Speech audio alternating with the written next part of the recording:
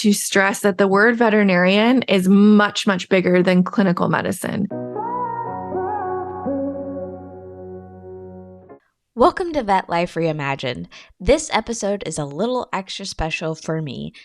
Hopefully, most of you know how passionate I am about podcasting. And my guest today is a fellow podcaster, co-host of My Veterinary Life, Dr. Marci Kirk. So in this episode, you'll hear about why the vet med profession is awesome, why there are so many opportunities within veterinary medicine, and the importance to pursue things that you enjoy outside of vet med. Dr. Marci Kirk has been with the AVMA for about 6 years and mostly focused in early career. So she's worked a lot with students and early career veterinarians. So excited to bring you Dr. Marci Kirk. It is really exciting to have you, Marci, on the podcast. I have been a big fan and a follower of My Veterinary Life for a long, long time. So it's really exciting to be able to have the tables turned just a little bit and let you be the guest. And I usually start these episodes out with how did you or when did you know you wanted to get into veterinary medicine? And I do know that you are an early identifier, but I am curious of kind of like your origin story on as a young kid, what kind of sparked your interest into the veterinary field? Yeah. Well, thanks for having me, Megan. That was very kind. I really appreciate you saying that. I'm very excited to be on this side of the seat. It doesn't happen too often. Honestly, this is something I've been pondering a lot lately because I do not remember a time where I didn't want to be a veterinarian. And we had pets growing up, but I don't remember them when I was very little, like going to the veterinarian regularly, until we got a cat when I was in like first or second grade. So, but from the time I was 4. So I have to think somebody said something to me and I was like, yeah, that's what I'm going to do. And then I just ran with it. This is so funny to me because if you go back through like my, kindergarten classwork, I put banker for what I wanted to be when I grew up. It's because I didn't know how to spell veterinarian and I thought vet meant veteran. And so I put banker because that's what my mom was and I knew how to spell it. So there is like, I don't have all my receipts for all of this, but if you ask anyone, I don't remember a time that I didn't. And so anything to do with animals in any part of our curriculum or anything like that, I was all in all the time. So it sounds like your parents were not in veterinary medicine either. So somehow it's just came out.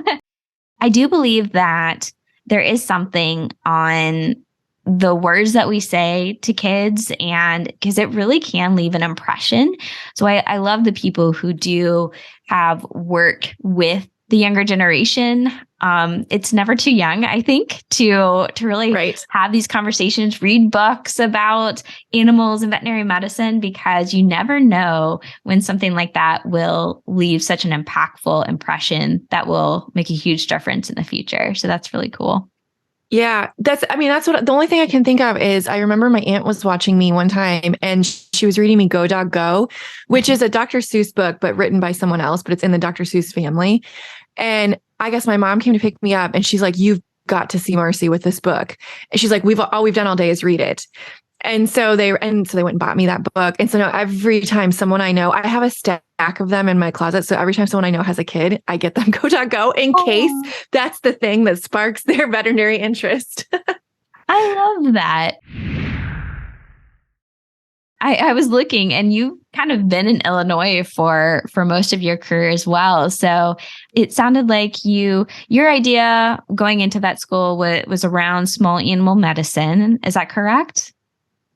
Yep. That's very tunnel vision. That's what I wanted to do, wanted to practice. Nothing else was of interest to me. I mean, every once in a while I'd get a spark for, a specialty, but then I just realized how tired I was and I didn't want to do more school. So small animal general practice. Plus I love getting to know clients and building that rapport. Not that you can't do that in a specialty as well. But that was something that really spoke to me. To prepare for this episode, I went back and I listened to the very first episode of My Veterinary Life. And usually in that first episode is when the host talks about the why of the podcast and can share a little bit more about themselves. And that's exactly what I found. So that was great.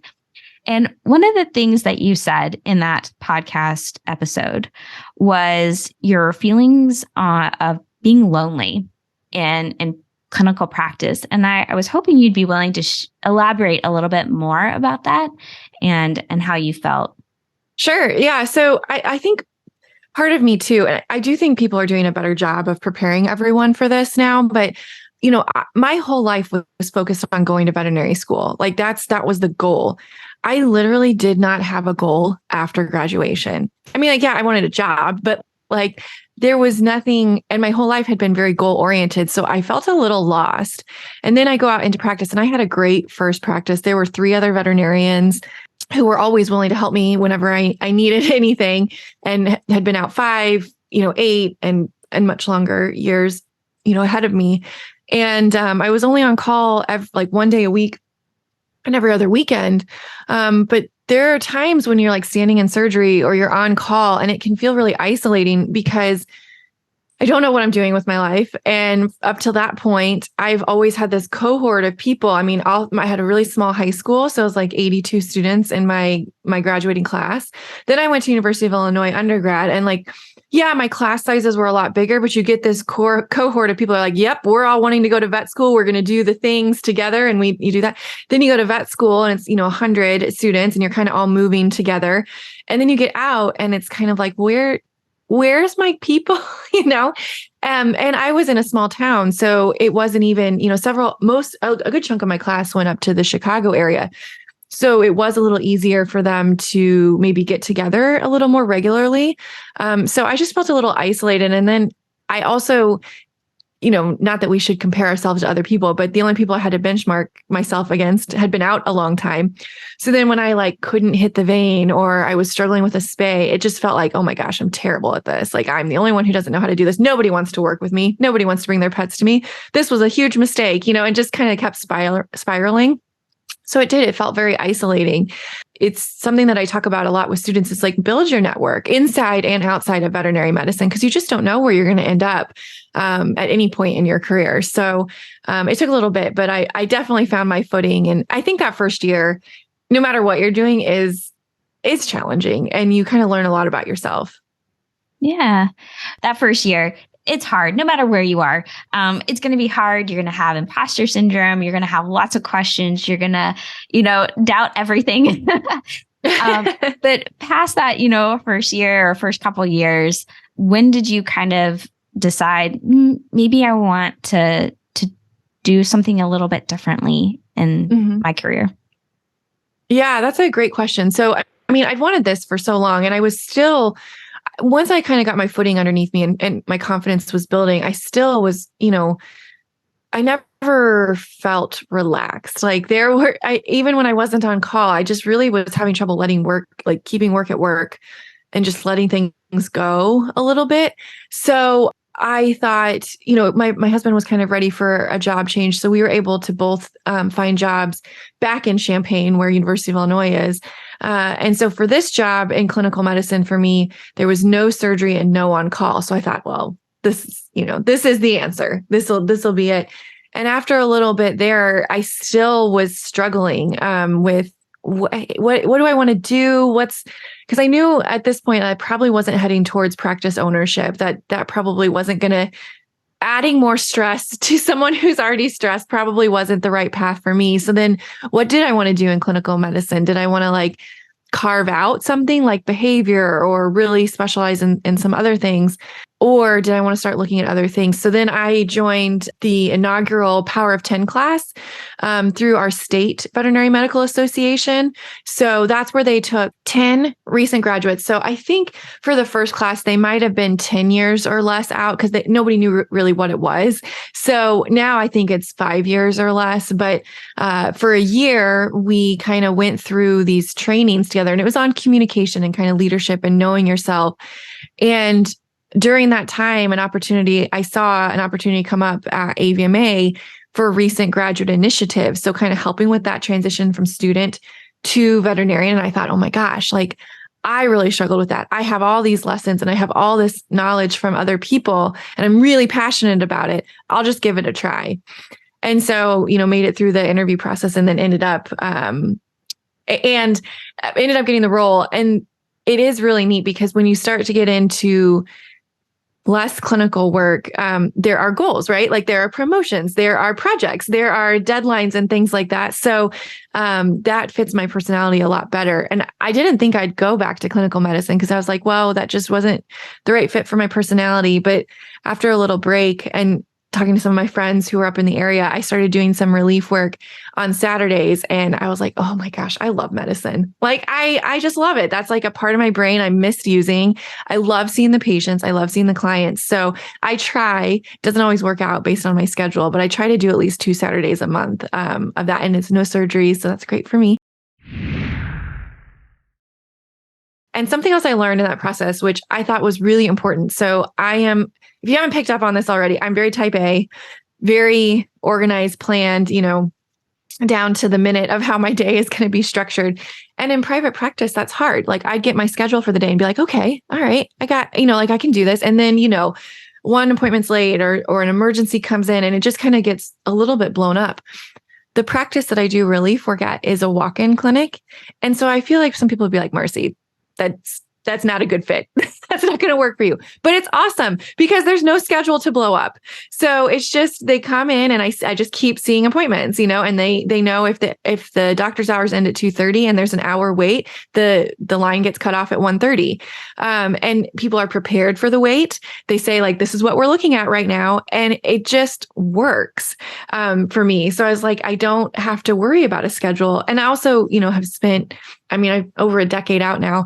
So I don't feel like I have to look ahead and prepare for every case that's coming in.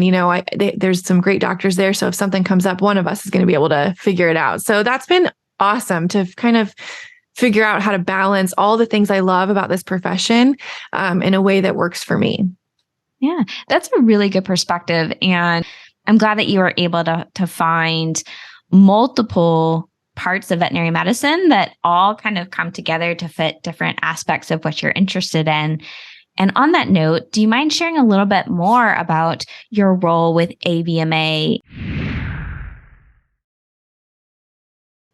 Sure. Yeah. So the role of the recent graduate initiatives, again, was kind of focused on developing resources for that transition from student to veterinarian. We have an incredible student initiatives team, and that team visits every accredited veterinary school once a year.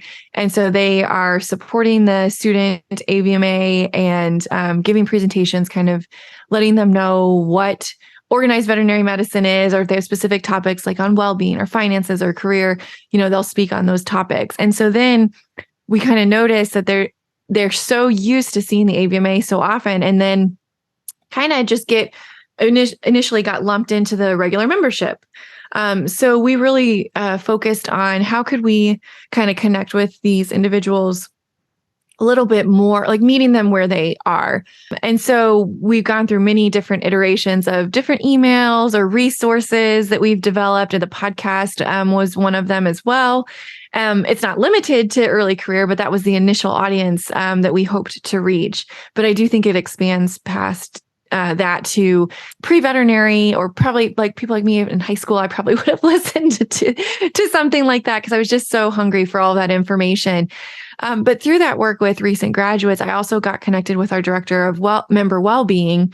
And so we've worked on a lot of projects that kind of emphasize some tools and skills that we can develop to kind of help our well-being and bring more awareness to that. Because I really think that if I'd had a better understanding of what I needed to take care of myself in veterinary school and to manage my stress a little bit better, I would have already had those skills in place, and the transition may not have been quite as rocky. And I then maybe wouldn't have sort of burnt out as quickly as I did. Of course we don't know, but I didn't have any skills. I was just buckle down, get through it. So it's been awesome to see that that's growing in veterinary spaces, that people are really emphasizing that you're a whole person. And veterinary medicine is just a piece of that. And it's an exciting piece, and it's a piece you should be very, very proud of. but it's just a small piece. So part of one of the big projects we were on, we started My Veterinary Life website. So it's AVMA has so many resources. I mean, we have an animal welfare division, we have an econ division, we have an accreditation. So there's so much. So you can get a little lost on the website sometimes. So we thought, let's carve out a separate space for early career veterinarians and do the things that AVMA does very well, which is career finance and well-being. And we'll just put some resources together there that's a little bit different and separate them so they're a little easier to find. So that was a big project that we worked on, and it's going through kind of a review and an update. Because 2020 changed things a little bit. And so I think it needs a little refresh. So we're working on that kind of stuff. So it's been really fun to be a part of that and see everything grow. I also provided support to the Early Career Development Committee, which is one of the entities that the AVMA has that helps us. It has recent graduates on it. It now has a student member on it to kind of talk about where are we heading? Where do we want to go? What kind of questions do we need to answer?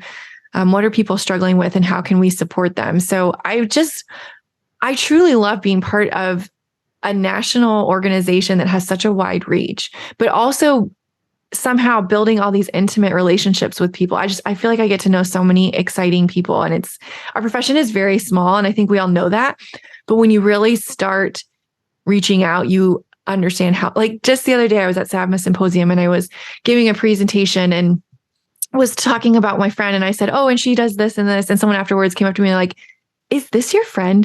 And I was like, yes. And she goes, oh, she's coming to speak at our place. So they just knew from the little bit that I talked about with that person that who it was and that they would be speaking at their college soon. So it's awesome to see all that. And I feel like I have a front row seat being part of the AVMA.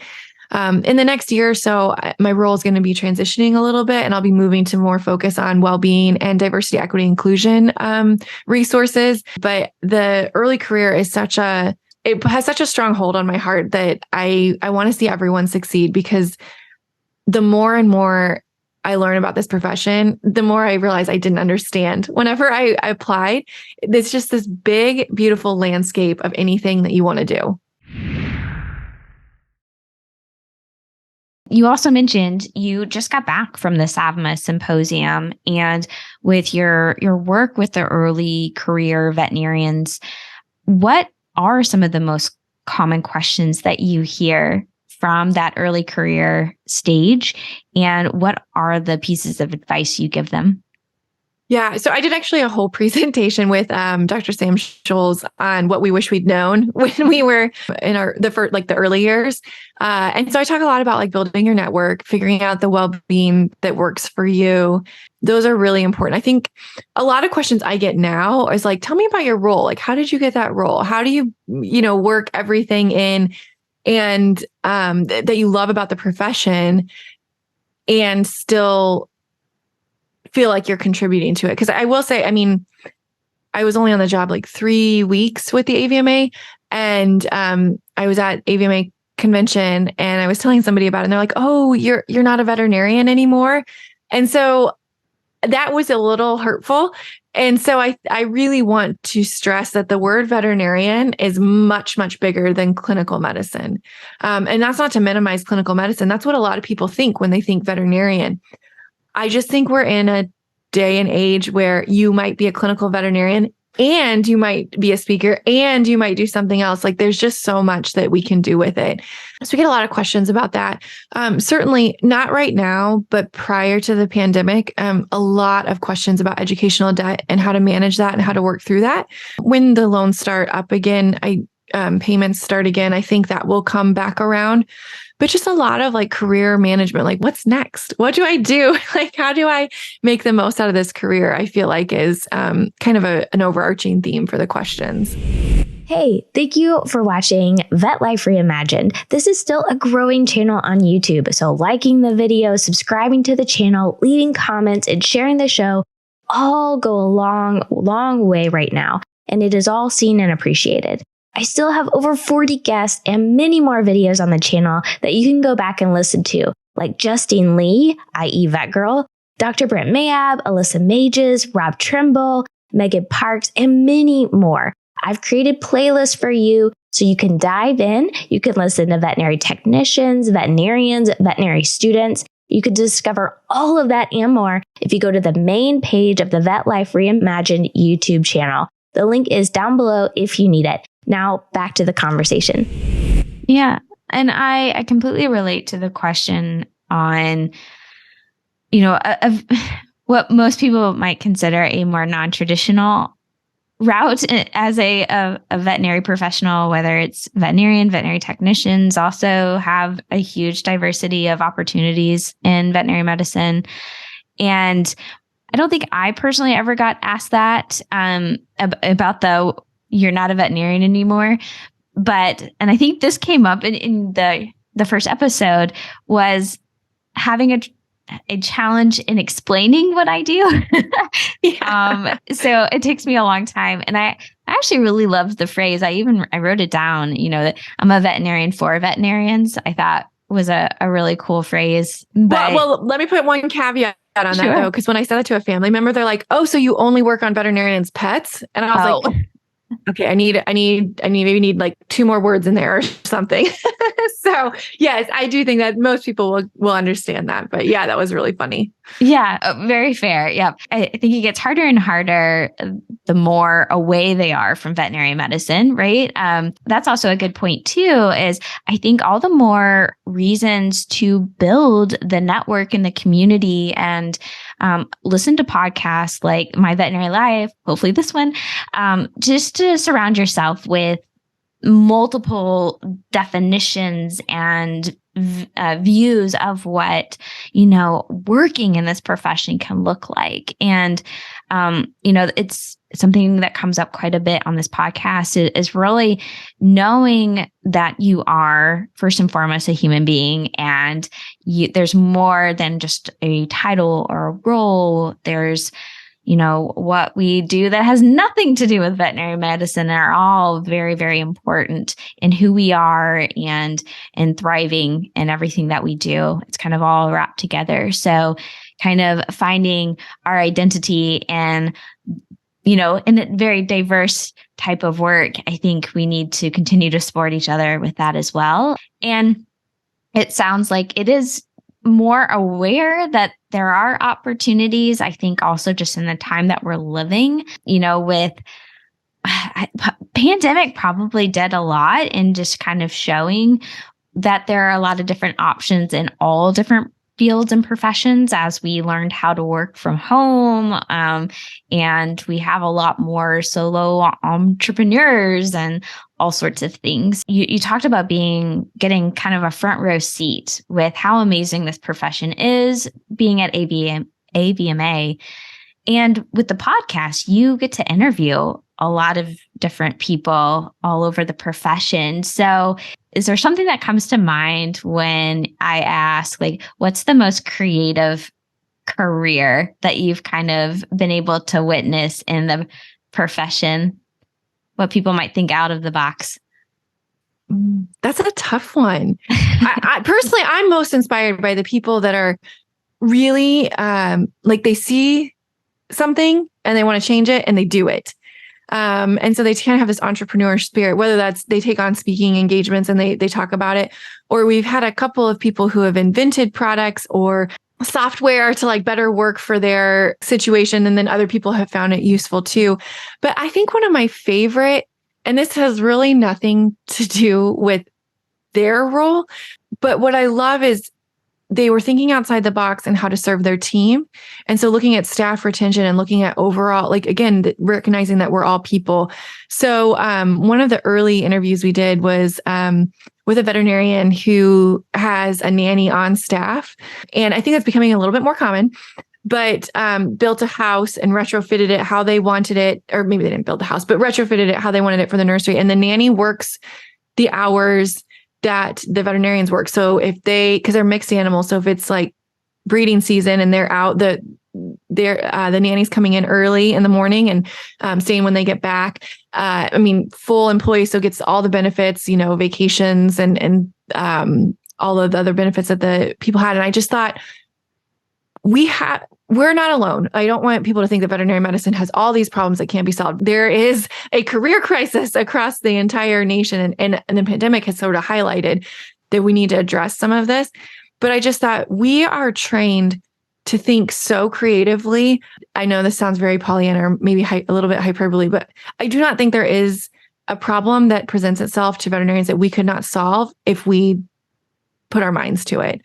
So I think it starts by asking your coworkers and colleagues what problems exist, and then like, how can we solve this? And the other thing she said in that interview was she'll take any idea that a staff member took the time to bring to her, and she's like, we'll give it 90 days. We'll give it 90 days and see. And then you have the whole team behind it. So while it's not, I mean, she's a general mixed practice owner. I just thought that was really inspiring and really amazing to see what we can do. And we've since had some practice managers on that are getting ready to bring in a nanny. They had a gym, put in place, like just really asking the people what they want. And again, I think it's recognizing that we're more than veterinarians or veterinary professionals. What a cool idea. I think also if we can have the nanny for the human children and then the pet sitter for the four-legged children as well, that would be like perfect. I've had that thought with my own dog. One of the other things I've heard you talk about very passionately is the Veterinary Leadership Conference, the VLC. And so is that probably one of the your favorite events with that AVMA does? And if so, what are some of your favorite things with that event? Yeah, but I should probably disclose I'm a little biased because right now I'm on the planning committee for it. So I think it's awesome. I love it because, well, it does take place in January in Chicago, which probably doesn't sound the most appealing to many people, but I promise it is worth it. It's a little bit more intimate. So it's only several hundred people. It also is tied with the AVMA's House of Delegates winter meeting. So you get to see how decisions are made and understand a little bit more about organized veterinary medicine. You also get all these amazing speakers talking about leadership, communication. And these are the skills. And this is another thing I try to tell people is like all through veterinary school, the science and the medicine is there. And I was actually telling students this. I'm like, I graduated I graduated 2011, so over a decade ago. My notes are pretty much obsolete. There's so much, not all of them, but like I've been trained how to think. I've been trained how to look up the information I need, and I have the basics there. The science is there, and yes, go to continuing education on that. But what I really, really could have benefited from is a little bit more on how to communicate confidently, and so that people can understand, and making sure that people are understanding, and how to kind of navigate all of that. And that's what the Veterinary Leadership Conference does really well. And what's even better is there's no scientific CE to compete with, because I go to these conferences too. And I'm like, ooh, there's some new derm stuff out. Like that sounds really good. Oh, look at this behavior stuff. This is really cool. Whatever's going on with my dog, that's like what I'm drawn to at the time.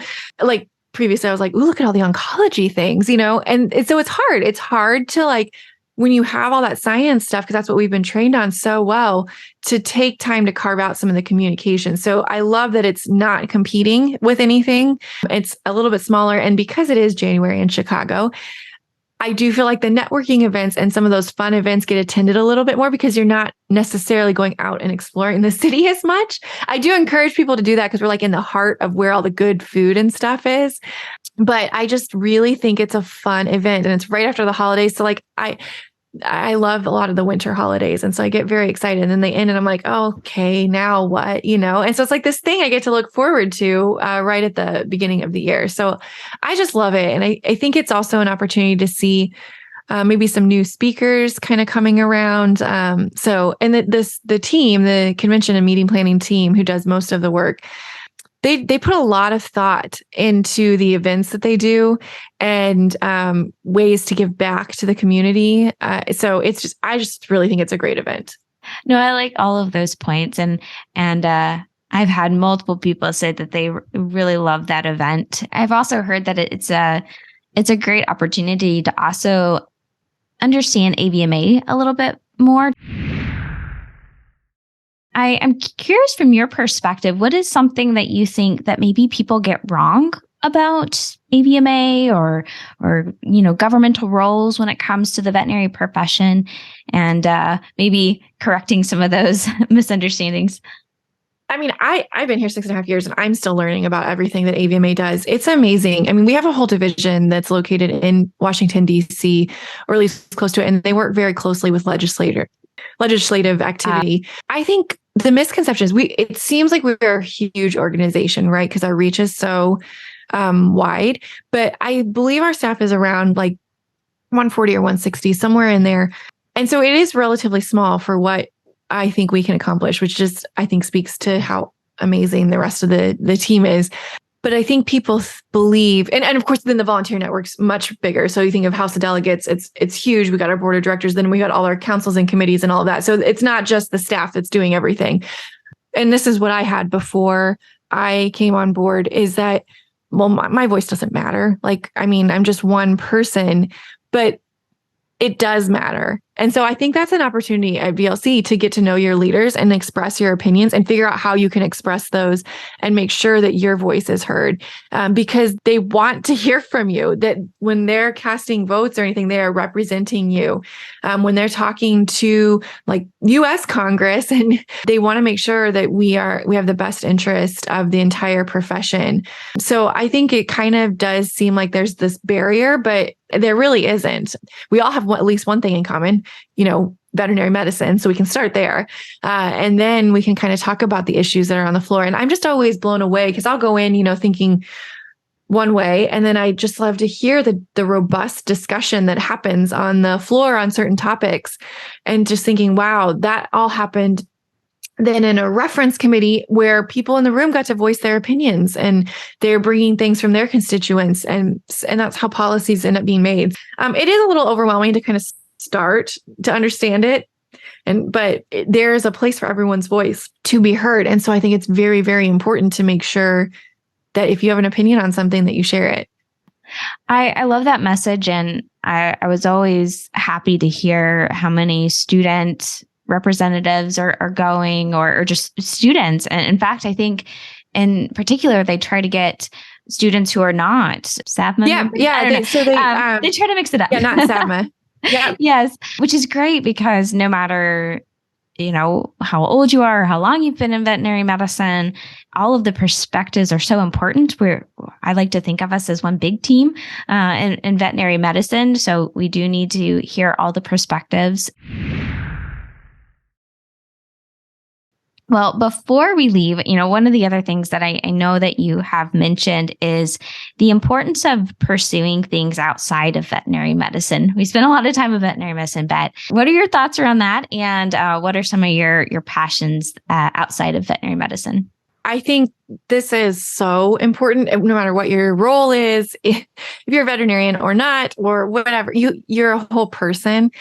And so finding things that bring you joy outside of whatever profession you're in is critically important. So I have tons, and it rotates through like what I want to do. I love whenever I can combine almost all of them together, if I can, but I love running, and I find a lot of joy in that.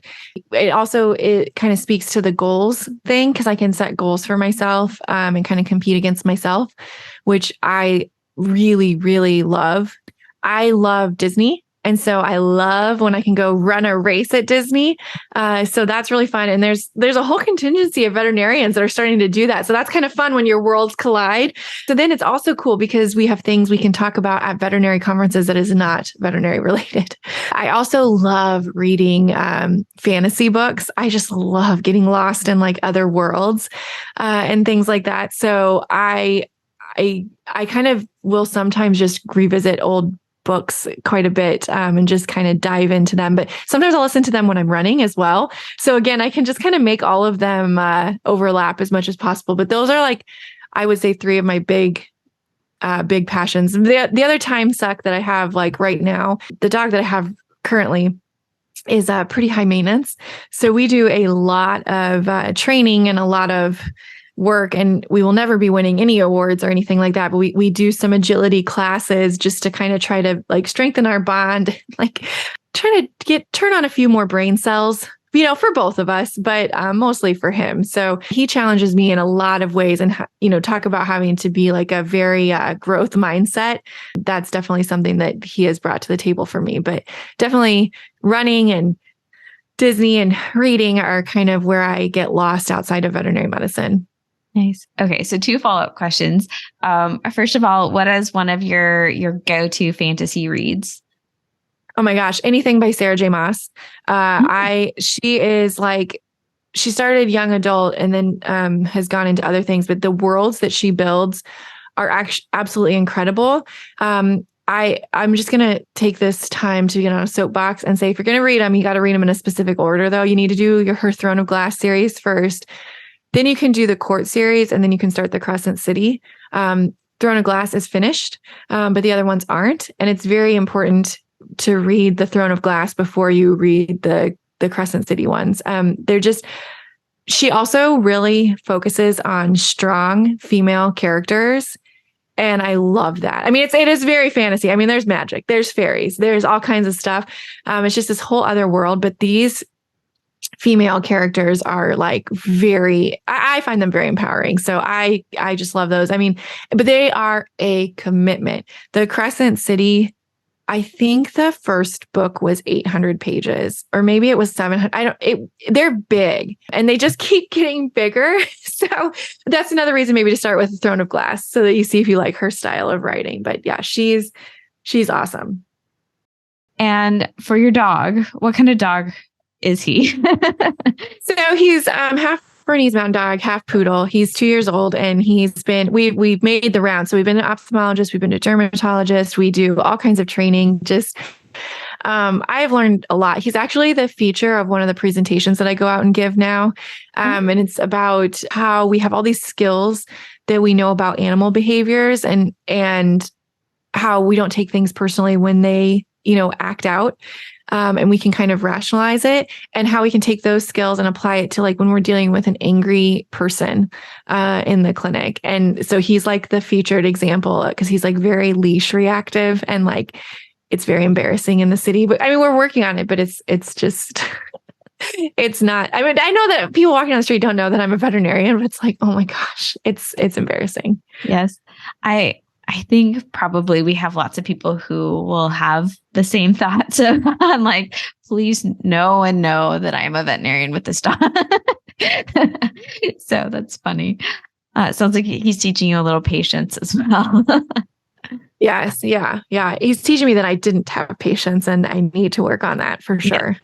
Yeah. That's hilarious. All right. Well, I have a final 4-question round for you. The first one is, what is something people may get wrong about you? Ooh, that's a good question. People could get wrong about me. I tend to be very cheerful and bubbly, but that's not to say I don't see that there are issues that I'm not brushing issues off. I just tend, especially at work, to try to be a little bit more cheerful and optimistic. I like to joke with my new boss. Like I'm always like, people are going to show up. It's going to be fine. Like I give all the pep talks and things. That doesn't mean I don't recognize and also want to address that there are things we need to talk about in tough situations that we need to work through. That was very good. That was an excellent example. So the second question is, you've already mentioned a few, and those I knew. So maybe you'll dig deeper. Do you have a hidden skill or interest? Well, no, I'm pretty much an open book. I will say that. I don't think I have any hidden skills. If I do, they are also hidden to me, and I have yet to discover them. But I will say, thanks to Bucky, and I know we just talked about this, I am very interested in animal behavior now. Like I'm fascinated by how zoos do the cooperative care and things. And I think that we can borrow a lot from that, because I certainly grew up in a time where like we have a schedule, like we got to get things done, and you just do the things that you need to do.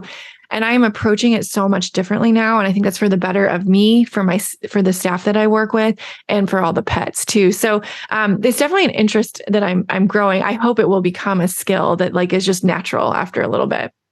Yes. Well, it sounds like if you can tackle this one, you might be able to handle a lot more. So start yeah, I agree. Because it's like, it's every day. It's not just a 20-minute appointment. You'll get your 10,000 hours in real fast. Yeah, I know. I should. That's a good point. Oh, that's great. The third question is there something on your bucket list that you would like to do? Yeah, there's all kinds of things on my bucket list. I would love to, this is very superficial, but I would love to go to every Disney park.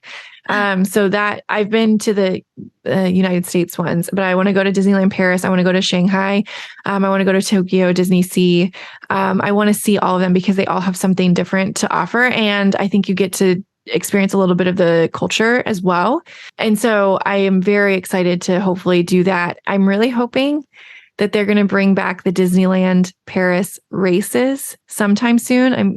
They stopped with the pandemic. And so hopefully they'll come back soon because you get to go through the countryside and parts of that park. And I just think that would like, I could check so many things off my bucket list. And then someday I'll put this out there because it's going to take me a while, but I would like to qualify for the Boston Marathon. So I've not had a great track record of actual marathons. So at some point when I get my confidence built back up and tackle the marathon again, I would like to try to qualify for the Boston Marathon. Well, your final question is, what is something you are most grateful for? I'm going to say I'm very grateful for the podcast because it connected us and has given all kinds of opportunities to chat with amazing people and help me stay in love and fall back in love with the veterinary profession. So I'm just like really, really grateful for that opportunity. So. Want more from Vet Life Reimagined? Yes, please. Well, check out the main page of Vet Life Reimagined or click on the next video.